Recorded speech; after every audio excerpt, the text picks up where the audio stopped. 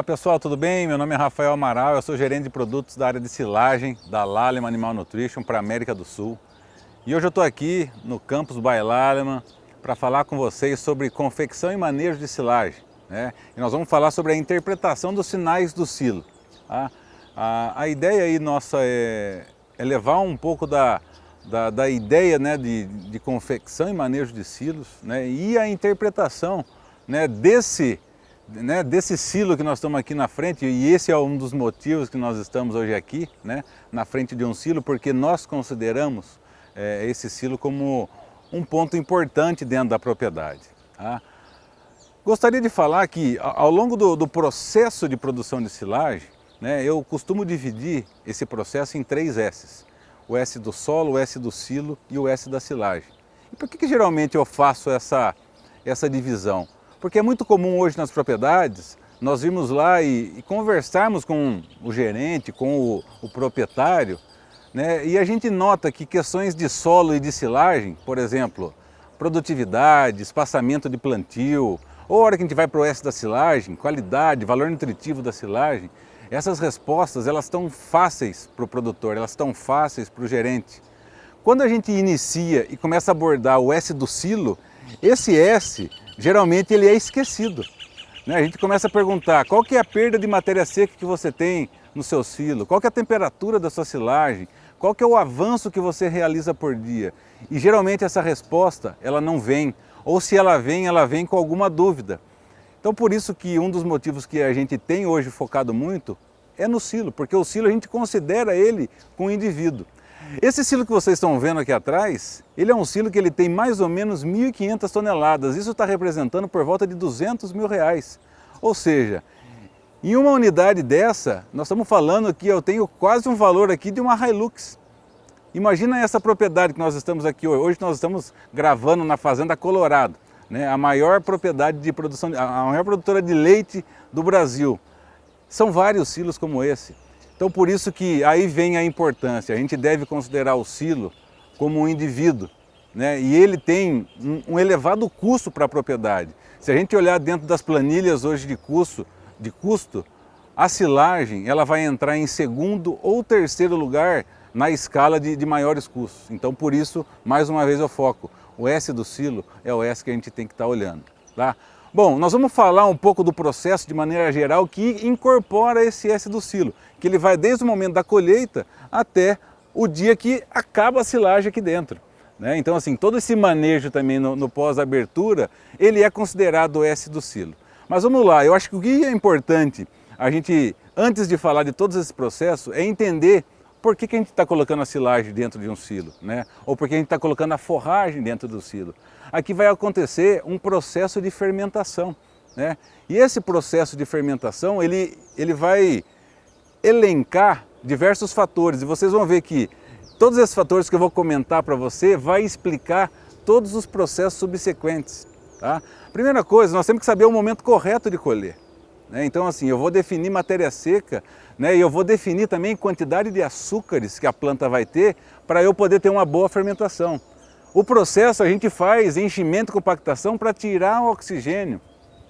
Esse oxigênio, na hora que ele acaba, ele permite que as bactérias láticas iniciem o processo de produção de ácidos. Ou seja, elas vão consumir o carboidrato solúvel, elas vão ter que estar na ausência de oxigênio, né? E elas vão ter que produzir ácido lático. E esse ácido lático produzido faz com que o pH da forragem caia. E a partir do momento que ele cai, nós conservamos essa forragem. Então, recapitulando, para a gente fazer essa silagem, nós vamos ter que então determinar momento de colheita, né? Então o momento de colheita vai definir o ambiente, né? O ambiente para quem? Para as bactérias que nós queremos que elas fermentem ali dentro do silo, que são as bactérias láticas, né? E é por isso que dentro do processo nós recomendamos a inoculação de silagens, né? Porque nós estamos levando para dentro dos silos bactérias conhecidas. Eu sempre faço uma comparação, uma analogia com vaca leiteira, por exemplo. Eu faço o seguinte exercício, imagine vocês uma vaca sendo ordenhada numa ordenha de alta tecnologia. Por exemplo, a rotatória que tem aqui na Fazenda Colorado. Qual vaca que vocês vão estar imaginando? Provavelmente foi uma vaca holandesa. Agora imagina dentro dessa ordenha extremamente tecnológica, extremamente sofisticada, está sendo ordenhadas vacas Nelore. A gente não consegue enxergar isso. Por quê? Porque essa vaca Nelore, mesmo ela estando em lactação, ela não tem a habilidade de produção de leiteira. E quando a gente olha, né, para dentro de um silo, que a gente recomenda uma inoculação, a gente comenta que o uso dessas bactérias que estão dentro dos inoculantes são bactérias que passaram por um processo de linhagem e elas são aptas a fazer uma boa fermentação e ela fazer isso de forma eficiente. Né? Porque, por exemplo, no caso da vaca Nelore sendo ordenhada, vai sair leite dela porque ela é uma vaca em lactação, mas a quantidade de leite que sai não é a mesma de uma vaca holandesa, que com certeza foi a que vocês imaginaram. Então, dentro do processo de produção de silagem, essa bactéria ela vai conseguir conservar essa forragem de forma eficiente. Né? E outros casos também, como a gente pode estar notando dentro dessa propriedade, que é o uso de uma bactéria específica, que é o Lactobacillus buchaneri, que é uma bactéria que, além de produzir ácido lático, produz ácido acético e 1,2-propanodiol, sendo que esse ácido acético é um excelente antifúngico. Então nós conseguimos manter uma silagem hoje que ela tem um painel extremamente frio, uma silagem ela é fria. Por quê? Pelo fato dessa silagem não estar tendo desenvolvimento de leveduras, tá? Que são micro-organismos aeróbios que deterioram a fermentação. Enfim, dentro desse processo, então, pessoal, garantindo anaerobiose, e para garantir anaerobiose, o que nós necessitamos? Fazer um bom processo de enchimento, né, desse silo, né, um bom processo de compactação. Nós recomendamos aí que seja introduzido por volta de 15 a 30 centímetros de espessura de camada, né, e que o trator que esteja compactando esse silo, ele tenha 40% em peso da quantidade de forragem que chega por hora. Esse é um cálculo que a gente deve fazer um pouco mais com cuidado. Qual que é o exemplo? Vamos supor que está chegando 100 toneladas por hora na boca desse silo. O trator ele deve pesar 40% desse peso, ou seja, os tratores ou o trator deve pesar 40 toneladas para fazer a compactação. Fazendo isso, eu consigo garantir que o oxigênio seja expulso e que o processo de fermentação, que ele precisa de ausência de oxigênio, inicie o mais rápido possível. Bom, também é importante comentar que para ocorrer esse processo, o ambiente gerado para essa bactéria se desenvolver é extremamente importante. Por isso que o momento de colheita ele é extremamente importante. E quando a gente fala em momento de colheita, nós estamos falando em teor de matéria seca. Né? O teor de matéria seca que ele começa a ser interessante para ocorrer uma boa fermentação é a partir de 30%. Para uma silagem de milho, a gente recomenda até valores um pouco mais altos. Por quê? Porque o milho tem a deposição do amido. Então, geralmente, essa variação é de 32% a 37%, 38%, né, em teor de matéria seca. Isso garante boa fermentação. Então, lembrem, né, porque muitas das vezes a gente vê uma silagem de capim extremamente com um cheiro desagradável. E o que foi isso? Né? Por que aconteceu isso? Nada mais é que o resultado de o desenvolvimento de uma bactéria que não era desejável para o processo. E por que isso aconteceu? Porque a matéria seca estava abaixo, né? E aquele ambiente era ideal para aquela bactéria, que eu estou falando aqui é do Clostridium. Né? Então assim, não adianta a gente colocar um inoculante no teor de matéria seca muito baixa, né? Porque a gente não vai conseguir salvar, sendo que o ambiente não está perfeito. Então por isso que saber o momento de colher, né, e saber a matéria seca é necessário para fazer uma silagem de boa qualidade. Tá certo? Então uma das prerrogativas hoje que nós temos, realizem a determinação da matéria seca ao longo do processo de ensilagem. Né? Pelo menos uma vez na manhã, pelo menos uma vez na tarde. Né? Para monitorar isso, para vocês terem controle do que está sendo ensilado e até mesmo depois, para vocês calcularem as perdas de matéria seca que vai ocorrer no processo. Né? Eu preciso saber quantas toneladas de matéria seca está ensilada aqui, e eu tenho que saber quantas toneladas de matéria seca eu utilizei. E aí a gente entra num processo, num momento aqui, que é extremamente importante a gente comentar, que são as perdas no processo. Fazer silagem hoje é um processo de perdas. Se a gente olhar na literatura hoje, 90% dos trabalhos que a gente encontra são visando a redução de perdas. Então, como esse processo ele é ineficiente, porque isso é uma característica do processo, né, todos os nossos esforços estão para reduzir perdas. Então, assim, eu geralmente comento com os produtores para fazerem esse cálculo, que geralmente é difícil fazer isso dentro da propriedade, mas comecem a refletir sobre isso. Quantas toneladas estão ensilando, quantas toneladas estão utilizando, né? Qual que está sendo essa diferença? Com certeza vocês vão encontrar a diferença. E por isso que essas tecnologias de saber o momento correto, né, de ensilar, saber o peso correto da máquina, escolher o inoculante correto e fazer uma boa vedação, são itens inerentes e necessários ao processo de conservação para garantir redução de perdas. Tá ok? Então isso é um ponto extremamente importante para a gente comentar. Então agora, uma pergunta que é importante, né? Qual que é o objetivo de a gente inocular uma silagem? Então, muita gente acredita que a inoculação ela vem com o objetivo de eu abrir o silo mais rápido, mas na verdade isto não está correto, tá? O objetivo da gente inocular uma silagem é reduzir as perdas do processo, certo? Eu mostro para vocês aqui na apresentação um dado, né, do nosso produto Lausil CL, né, um produto que ele tem bactérias homoláticas, e vocês conseguem observar que quando ele é introduzido e inoculado numa forragem, a gente tem a queda de pH muito mais acelerada do que uma silagem que não tivesse sido inoculada.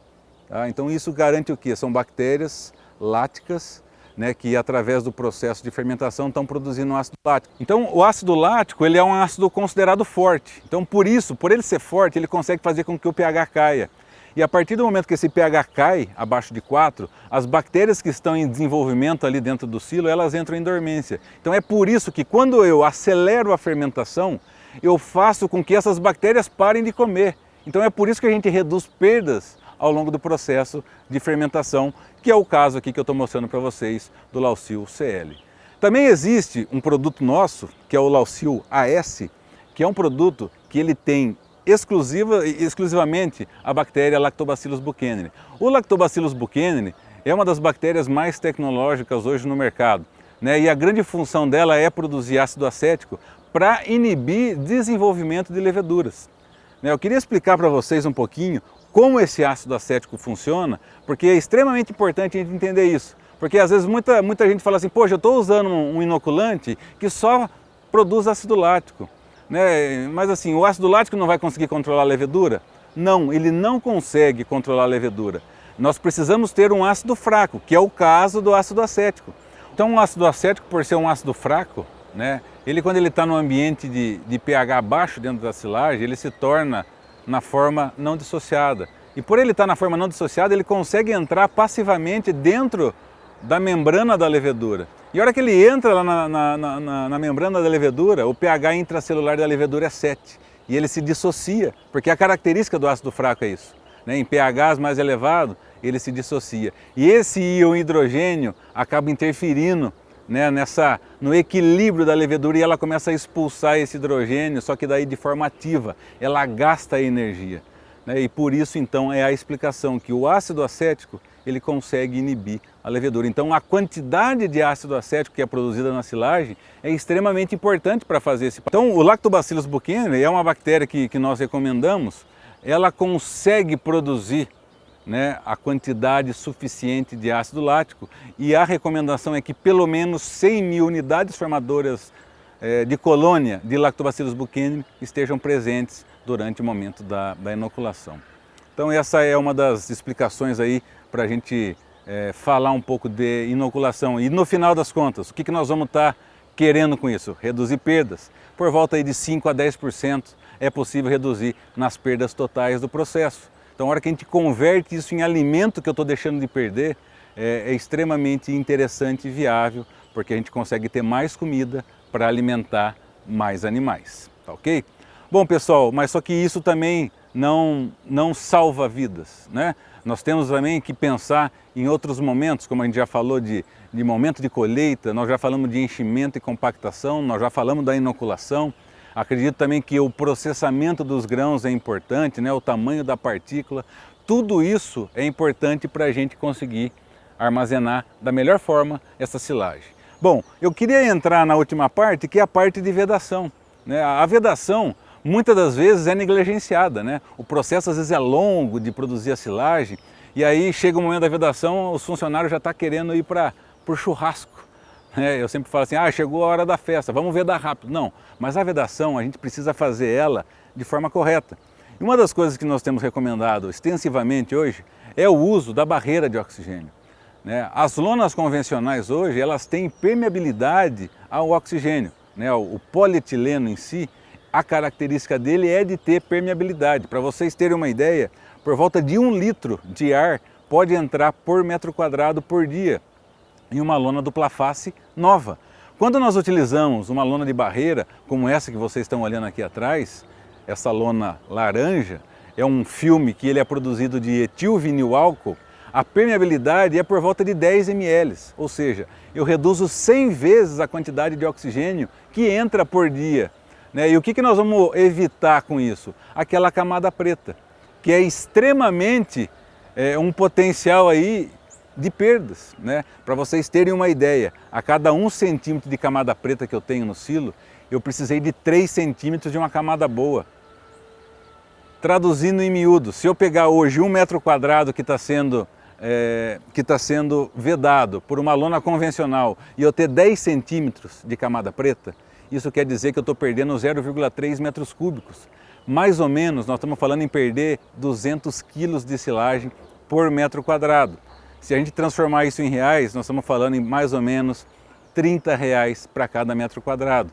E hoje, uma lona de barreira, o etilvinilálcool, o investimento, ele vai girar aí por volta aí de R$6, R$7 o metro quadrado. Ou seja, é um investimento altamente interessante, porque eu consigo salvar muita silagem, eu vou deixar de perder muita silagem. Então, por isso que é extremamente importante a gente recomendar o uso da barreira. E um outro produto que hoje a gente vem recomendando também extensivamente o uso, que ele protege o silo contra furos, é essa manta verde também que vocês estão olhando aqui atrás desse silo. Então assim, é uma manta que ela é reutilizável por vários anos, então assim, ela tem um tratamento ultravioleta bastante intenso e ela consegue proteger o silo contra danos físicos. Então isso acaba sendo extremamente interessante, para aquelas propriedades que têm problema com animais. Um exemplo, aqui nós estamos perto aqui de uma nascente de água, perto de um açude, e nós temos aqui presença de capivaras, que elas andam normalmente dentro da propriedade. E muitas das vezes elas costumavam a passar por esse silo, então assim, elas furavam. Hoje, o que a gente observa? Elas podem caminhar, mas elas não vão conseguir furar. É claro que não é o objetivo delas furar, mas para a gente isso é um problema grande porque nós vamos ter entrada de oxigênio, tá ok? Então é importante a vedação garantir que a gente faça a ausência de oxigênio dentro desse silo, mas que também a gente proteja por todo o período que essa silagem vai estar estocada dentro da propriedade, certo? Bom, e agora pessoal, finalizando aqui a apresentação, vem um momento que a gente vai abrir esse silo, que é o que está acontecendo aqui, Por várias vezes veio aqui um vagão descarregar essa silagem para levar para os animais. Só que essa silagem que ela estava em ausência de ar, agora ela está na presença de ar. Então assim, essa presença de ar ela pode se deteriorar, então nós precisamos ter um avanço de painel adequado por dia, fazer uma retirada, como vocês estão observando aqui, é um silo que ele tem uma parede retilínea, então é como se fosse um pão de forma, todo dia eu venho aqui e tiro uma fatia. Então isso garante com que essa silagem seja bem manejada. A gente recomenda pelo menos avançar de 30 a 40 centímetros por dia no painel do silo e levar essa é uma dica interessante.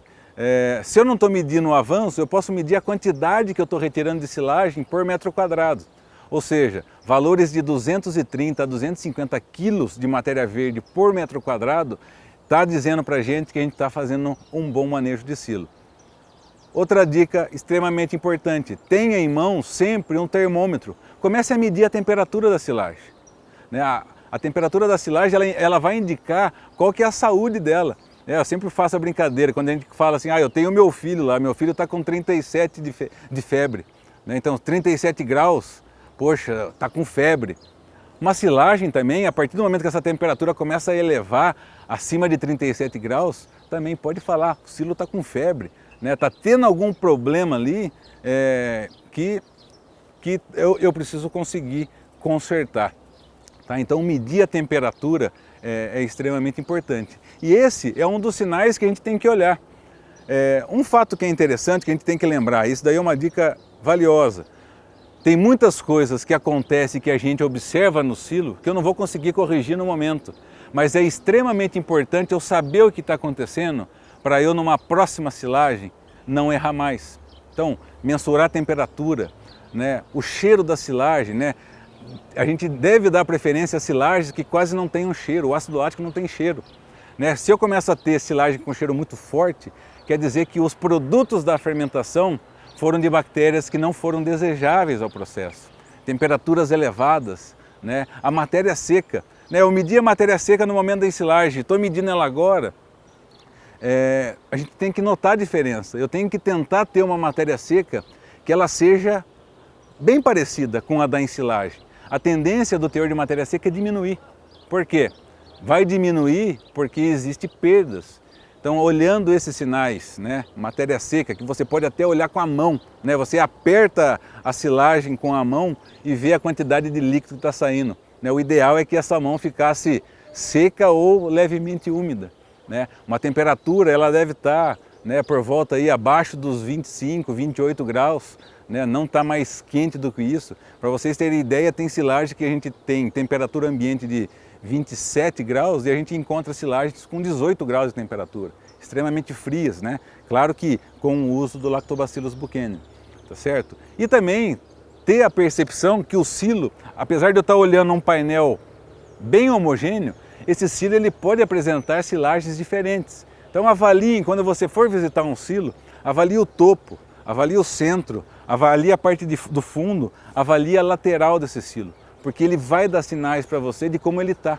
Né? E com essas três características de odor, temperatura e matéria seca, a gente consegue entender todo o processo, né?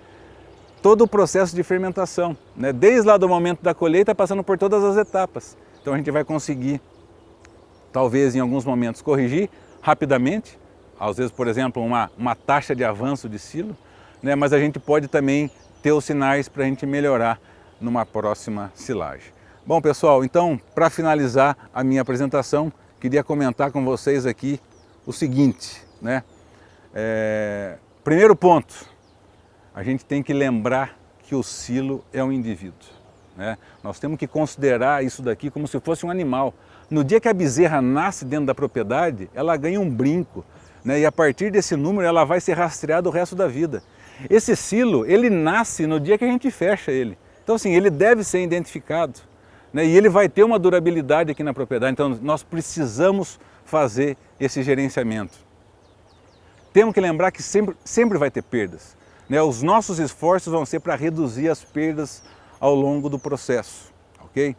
Não devemos esquecer o S do silo. Mais uma vez, lembre desse conceito, porque S do silo é o S que nós conseguimos aí ter aquela melhoria rápida na propriedade. Se eu começar a fazer esse gerenciamento do S do silo, muita coisa a gente vai conseguir levantar de números. Tá? Investir em conhecimento. O que nós estamos fazendo hoje aqui no Campus by Lallemand é um investimento no conhecimento. Né? Nós estamos levando conhecimento, né? E a gente espera com isso alguma coisa, né, dessas mensagens que nós estamos passando que chegue até você, que isso você possa utilizar no seu dia a dia como profissional que você está se tornando, ou até mesmo profissional que você já é. Então esse é um dos grandes objetivos aqui do Campus by Lallemand. E por final, lembrar que cada propriedade tem o seu sistema e suas necessidades. Essa propriedade aqui, ela tem as demandas dela. Eu vou visitar uma outra propriedade, eu não posso comparar ela. Então cada uma tem que ser específico, né? Então assim, a gente tem que olhar para dentro da propriedade e trazer a melhor solução possível, tá bom? Pessoal, antes de finalizar a minha apresentação, eu queria deixar um recado aqui para vocês. A Lallemand, ela tem um aplicativo, o Lawsite. O Lawsite foi um aplicativo que foi desenvolvido pela Lallemand, pela equipe técnica, para fazer gerenciamento de silo. E ele é um aplicativo gratuito, você pode fazer baixar ele pelo iOS ou pelo Android, e você tem acesso, você consegue ter acesso a como avaliar uma silagem, a como interpretar um rótulo de inoculante, a como calcular uma viabilidade, né, de uso de produtos dentro do seu silo, e ainda você recebe um reporte em PDF quando você pede para que seja enviado tanto para você ou para qualquer pessoa que você insira um e-mail. Então eu faço convite, conheça esse aplicativo, ele é extremamente interessante, e caso você tiver dúvida, você entra em contato com a gente que a gente vai estar aqui para responder as dúvidas de vocês. Tá bom? No mais é isso, pessoal. Queria agradecer a vocês aqui, ficaram até o final assistindo aqui essa apresentação. Se vocês tiverem dúvidas, vocês podem entrar em contato, os nossos contatos vão ser fornecidos aí. E eu agradeço mais uma vez a presença e a participação de vocês. Um grande abraço.